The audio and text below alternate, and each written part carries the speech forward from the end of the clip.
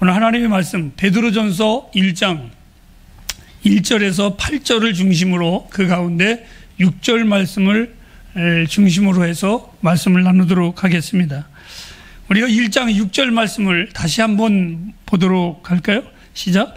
그러므로 너희가 이제 여러 가지 시험을 인하여 잠깐 근심하게 되지 않을 수 없었으나 오히려 크게 기뻐하도다. 오늘의 말씀은 세상 사람들이 볼 때에는 참 모순과 같은 말씀입니다. 근심하는데 기뻐한다. 어떻게 이해할 수 있을까? 성경은요, 우리의 표현으로 이해할 수 없는 어떤 언어들이, 그 내용들이 참 많이 기록이 되어져 있는데 그 중에 한 본문도 이런 내용입니다. 심지어는 우리 그리스도인들도 만약에 이 하나님의 말씀이 나에게 참으로 이해가 가지 않는다면 이 말씀이 이상한 역설적인 용어로 들릴 수밖에 없습니다. 이런 거죠. 크게 기뻐하도다. 그런데 잠깐 근심하도다. 이것이 도대체 무슨 말인가? 분명한 것은 기독교인들은 알든 모르든 이러한 역설적인 체험을 하며 살아가는 사람들이 그리스도인들의 특이한 삶입니다. 모든 수수께끼 중에 가장 큰 수수께끼가 있다면 저는 그리스도인들이다, 이렇게 표현을 하고 싶습니다.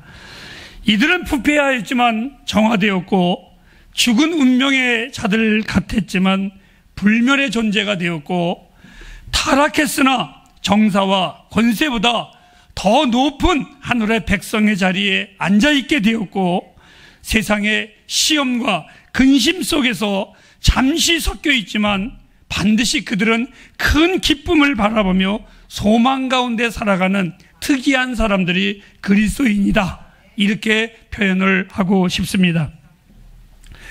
오늘 이 본문에는 그리스도인의 두 가지의 모습을 보여주는데 근심이라는 단어와 기쁨이라는 단어입니다. 먼저 여러분들에게 그리스도인들의 근심에 대하여 알아보도록 하겠습니다. 성경 중에 그리스도인들 중에 가장 불운한 하나님의 말씀, 우리 그리스도인들에게 이해할 수 없는 말씀이 그 중에 하나가 오늘 본문의 말씀입니다. 우리는 누구나 다 위로받기를 원하고 우리는 누구나 다 사랑받기를 원하고 또 우리는 누구나 다 인정받기를 원합니다. 그리고 전도할 때에도 많은 사람들이 근심과 염려가 있으면 예수 믿으면 수고하고 무거운 짐진 자들아 다 내게로 오라, 내가 너희를 쉬게 하리라, 이랬으니까 예수 믿으면 그 근심도 없어집니다 라고 말을 하기도 합니다. 또 어떤 이는 어떠한 어려움이 있을 때에 우리는 가까이 가서 이렇게 위로를 합니다. 분명히 하나님의 그 근심의 뜻이 있을 거야 라고 위로하기도 합니다. 그런데 오늘 이 성경의 본문은 그것이 아니라 이 근심은 잠깐 근심하나 근심의 그 근원이 하나님의 뜻이라는 것을 가르쳐주고 있습니다. 하나님께서 마치 너에게 근심이 있어, 근심이 있을 거야, 이렇게 아주 단정적으로 말씀하시는 걸 볼 때 때로는 이해할 수 없을 때가 참 많이 있습니다. 주보에 나는 여러분들에게 에세이 속에 잠깐의 글을 쓰기도 했습니다.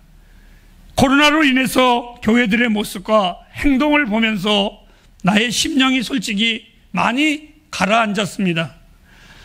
누군가가 건드리면 금방이라도 왈칵 흘러내릴 것 같은 눈물이 사실상 내 안에 굉장히 많이 있습니다. 그래서 자꾸 엉뚱한 소리하고 그 감정을 삭히기 위해서 다른 말을 흥얼거릴 때도 있고 노래를 부를 때도 있고 내 나름대로의 감정을 소화시키려고 애를 쓰기도 합니다. 또한 신경 역시 엄청 날카로워져 있습니다. 만일 누가 기독교에 대해서 하나님에 대해서 말을 하면 잘 이해를 시켜야 되는데 지금은 말하지 않다가도 나도 모르게 날카롭게 반응이 나올 때가 있습니다. 그리고 그렇게 하고 나면 괴로웠고 나 자신에 대해서도 너무나 수치스럽기까지도 합니다. 왜요?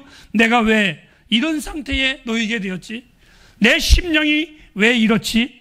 지금의 형편 속에 교회가 마치 패배한 것처럼 보일 수도 있고 우리들의 믿음이 실패하게 만든 것처럼 보이나 때론 우리들은 이러한 아픔 속에서도 그리스도인들의 분명한 지혜가 무엇인지를, 그 지혜를 살펴보아야 할 때입니다. 다음 주 설교라고 여러분에게 말씀을 드렸지만 이 본문의 말씀을 준비하면서 몇 번이 읽고 또 읽었습니다. 결론은 내가 지금 이렇게 힘들어하고 내 마음이 무거운 것은 이 잘못된 영적인 무력감이 아니라는 것을 이 하나님의 말씀을 통해서 위로를 받게 되었습니다. 이렇게 성경은 가르쳐주고 있습니다. 용하나 잠깐 근심하게 되겠지만, 너희가 잠깐 근심하게 되겠지만, 너희가 잠깐 가난하게 되겠지만, 너희가 잠깐 힘들게 살겠지만, 너희가 잠깐 고달프게 살게 되겠지만 잠깐이라는 것입니다. 잠깐이라는 것입니다. 만일 오늘 성경에 너희가 근심 가운데 있을 것이다 이렇게 말을 했다면 우리 너무나 힘이 들었을 것입니다. 계속해서 우리는 살아야 되기 때문에 목마를 수 있지만 목마름에 있는 것이 아니라는 것입니다. 그것은 우리 주님도 그랬습니다. 만일 우리에게 이 고난과 이 근심이 없다면 우리는 주님을 닮아갈 수가 없습니다. 어느 날 주님이 목마르셨습니다. 그런데 한 여인에게 운물가에서 말씀을 하셨습니다. 내게 목마르니 물을 달라고 말씀하셨지만 우리 주님은 목마름 때문에 근심하지 아니하셨습니다. 그리고 어느 날 주님은 이렇게 말했습니다. 공중에 나는 새도 들에 피는 백합화도 깃들 곳이 있고 자기가 거처할 집이 있는데 인자는 머리 들 곳도 없도다 라고 말씀하셨는데, 이상하지요? 그 말씀은 내가 들을 때는 온통 우리 주님도 잠자는 것 때문에, 의식주 때문에 걱정하시는구나, 근심하시는구나 이렇게 받아들여야 하는데, 주님의 그 말씀 속에서는 전혀 근심을 찾아볼 수가 없습니다. 만약에 그리스도인이 때때로 근심을 당하지 않는다면 너무나도 교만해지기 시작하고 자기 자신에 대하여 아마 과대평가를 할 수밖에 없을 겁니다. 이런 거 있지요. 되지 못하고 된 줄 아는 착각 속에 빠지면서 살아가는 것이 혹 우리 그리스도인들은 아닐까? 특별히 잘 놀고 잘 돌아다니고 잘났다고 떠버리기 좋아하는 사람들은 분명히 그 사람들은 하나님의 이름을 말하지만 결코 그들 안에는 하나님이 없는, 하나님을 이용하는 자들과 매 마찬가지라고 저는 볼 것입니다. 저는 이번 코로나가 없었다면 언제나 우리 햇불교회를 비교할 수 없는 좋은 교회라고 이야기하면서 교만함에 빠져 있을 것입니다. 저는 이번 기회에 우리 햇불교회를 돌아보는 너무나 좋은 근심의 시간이었었습니다. 나는 근심이 있지만 그 근심이 결코 나쁘지 않습니다. 쉬운 예를 하나 들어볼까요? 이런 생각을 해봤습니다. 지난 주일날 우리 이 앞에 정훈이가 앉아있는데 정훈이가 친구와 함께 교회를 방문했습니다. 근데 저는 처음에는 언뜻 봤을 때에 너무나 비슷하게 생겨서 형제인 줄 알았습니다. 정훈아, 너희 둘이 어쩌면 이렇게 비슷하니? 그랬더니 그 친구가 하는 말이 이런 표현을 했습니다. 같이 기숙사에서 있다가 같이 있다 보니까 닮아가는가 봐요. 사랑하는 여러분, 저들이 불과 1년, 2년 안에 있는데도 닮아갔다면 여러분에게 이런 질문을 한번 해보고 싶습니다. 우리 햇불교회 10년 됐는데 주님 닮았을까? 나와 여러분 10년, 20년, 30년 예수 믿었는데 주님 닮았을까? 이런 생각을 제 마음에 해보게 되었습니다. 근심을 통해서 나 자신을 돌아봅니다. 이 역경을 통해서 하나님은 나를 겸손케 하시는 하나님이십니다. 이 고난은 나의 서재에 수많은 책 가운데 가장 좋은 책이 고난에 대한 책입니다. 그 중에 가장 훌륭한 페이지가 있다면 검은 페이지인데 그 페이지는 근심이라는 페이지입니다. 만일 내 인생에 근심이 없었더라면 나는 하나님을 그렇게 갈망하지 않았을 것입니다. 내 인생에 염려가 없었더라면 그 하나님을 그렇게 애타게 찾지 않았을 겁니다. 내 인생에 때때로 나도 모르는 근심에 젖어 있을 때, 그 밤중에 일어나 하나님과 나와의 그 애절한 마음을 하나님 앞에 고백합니다. 베드로전서 오늘 1장 6절에 이렇게 말했습니다. 너희가 이제 여러 가지 시험에 잠깐 근심하나 헤프리여 기억하시기를 바랍니다. 우리 그리스도인들의 근심은 근심 속에 살아가는 자들이 아니라 잠깐이라는 것을 잊지 마시기를 바랍니다. 이것이 그리스도인의 근심입니다. 두 번째입니다. 기쁨입니다. 너무나 좋은, 오늘 성경은 이렇게 말했습니다. 오히려 크게 기뻐하도다. 누가 우리 그리스도인들에게 이런 질문을 많이 합니다. 뭐 좋을 때나 나쁠 때나 교회를 간다고 하면 예배를 드리는 이유가 무엇입니까? 또 어떤 이들은 말을 합니다. 그리스도인들이 같은 어렵고 힘든 세상에 살면서도 왜 당신네 집에서는 찬양이 나와야 되고 당신의 얼굴은 늘 밝아야지만 되는 그 이유가 도대체 무엇입니까? 그것은 마치 그 옛날 빌립보 감옥 속에 있을 때에 바울에게 그 바울이 찬양하고 기도할 때에 간수가 물어봤습니다. 이렇게 힘들고 내일이면 당신이 죽을지도 모르는 이 두려움 속에 있는데 어떻게 해서 당신은 그 평안이, 그 기쁨이, 그 노래가 어떻게 나올 수 있습니까? 나도 그 비결을 알고 싶습니다 라고 말할 때 바울은 단호하게 말했습니다. 주 예수를 믿으라. 그리하면 너와 내 집이 구원을 얻으리라. 여러분, 사람들은 우리에게 그렇게 묻습니다. 당신의 삶의 그 능력의 비결이 뭡니까? 당신의 삶에 지치지 않는 이유가 무엇입니까? 오늘 베드로 사도는 1장 1절에 이렇게 말했습니다. 너희들은 택하심을 입은 자들이라는 것, 내가 잠시 근심에 잠겨 있을 때에 그럼에도 하나님이 나를 택하신 자라는 것, 내가 하나님의 백성이라는 사실을 알 때 내 안에 얼마나 큰 기쁨인지요. 내가 큰 소리 칠 수 있고 내가 이 세상 가운데에서 당당하게 말할 수 있는 이유가 있다면 내가 하나님의 택하심을 입은 백성이라는 이것이 나에게 큰 소리 치는 이유가 됩니다. 햇불 가정 여러분, 때로는 삶이 지쳐 낙심할 때, 그리고 기가 꺾일 때에 근심이 밀려올 때 잠시 생각하십시오. 무엇을 나와 여러분은 하나님의 백성이라는 것을 잊지 마십시오.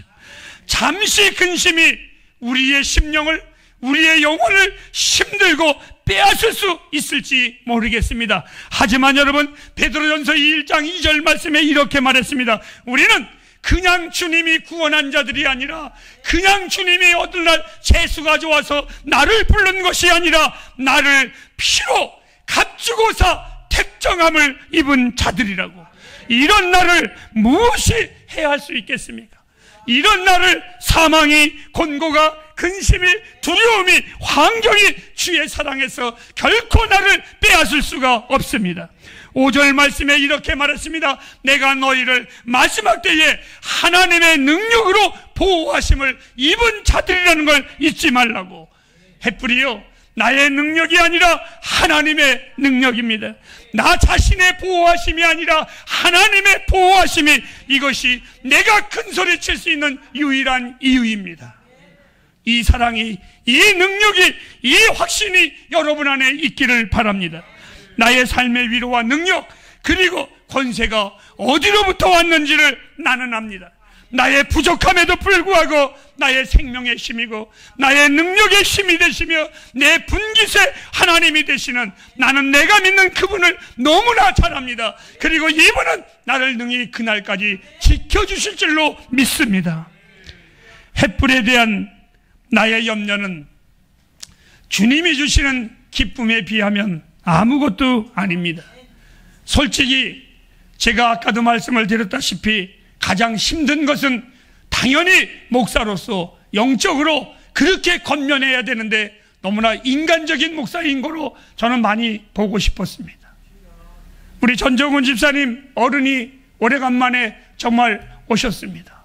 순간 보는 순간에 눈물부터 먼저 났습니다. 그냥 보고 싶어서 좋았습니다. 햇불 가족들이 많이 보고 싶고 그냥 그렇습니다. 그 이상도 그 이하도 아닙니다. 하지만 그 나의 보고 싶음보다 내게 주시는 하나님의 기쁨이 내게는 더 큽니다. 내 삶의 미래에 대한 그 걱정도 저는 안 합니다. 오늘 5절 말씀에 하나님의 능력으로 보호하심을 그러므로 잠깐 근심이 있으나 오히려 기뻐하도다. 이 자리를 떠나기 전에 사랑하는 여러분들에게 한마디만 더 하려고 합니다. 우리는 누구나 근심도 아픔도 슬픔도 염려도 찾아올 것입니다. 그런데 잠깐입니다. 지속적이지 않습니다. 그리고 그러한 염려와 근심과 아픔들이 반드시 우리를 정금같이 빛나게 하시는 분이 우리 하나님이십니다. 하나님께서 나와 여러분에게 은혜를 주실 것입니다. 그 은혜가 잠깐에 근심하게 되지 않을 수 없으나 오히려 그 은혜로 인하여 더 크게 기뻐하게 될 것을 저는 믿습니다. 베드로 사도는 베드로전서 3장 14절과 15절에 이렇게 말했습니다.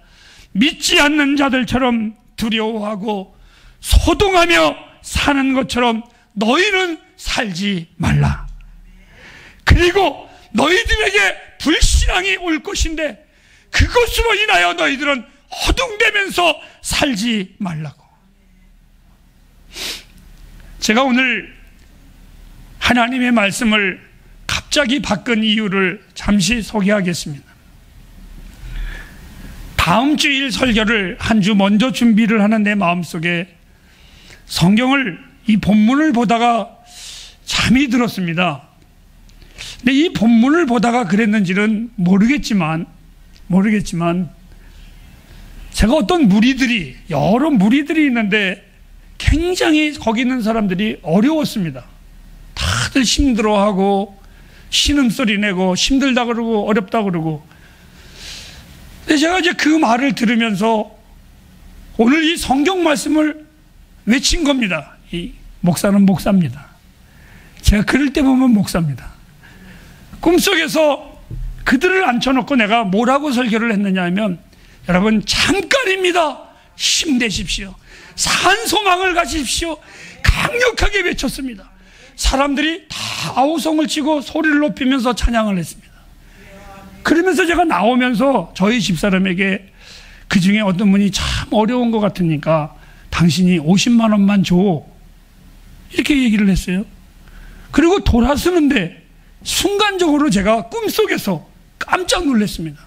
왜 놀랐냐면 그 설교를 들은 사람들이 사실은 제 기억 속에 다 죽은 사람들이었어요. 그런데 살아난 거예요. 그 죽은 사람들이 아우성을 치고 신음을 할 때 그들에게 설교를 했는데 돌아서서 생각을 해보니까 저분은 죽었었는데. 제 몸이 불덩이같이 뜨거워지기 시작을 했습니다. 눈을 떠 일어나 보니까 새벽 3시였었고, 그리고 앉자마자 내 몸이 뜨거워서 주체를 못해서 이 하나님의 말씀을 준비하게 되었습니다. 사랑하는 햇불가정 여러분, 지금 제가 설교하는 것은 꿈이 아닙니다. 지금 제가 오늘 이 베드로전서 말씀을 들은 것은 죽은 자들에게 설교하는 것이 아니라 산 자들에게 설교하고 있습니다. 햇불이요, 우리의 근심은 잠시입니다. 지금은 베드로가 오늘 1장 3절 말씀에 너희가 부활의 아침을 맞이한 우리들이라면 산 소망을 가지고 살 때입니다. 나의 등 뒤에서 나를 밀어주시는 이 하나님을 믿고 당당하게 살아가시길 주님의 이름으로 축복합니다. 기도하겠습니다.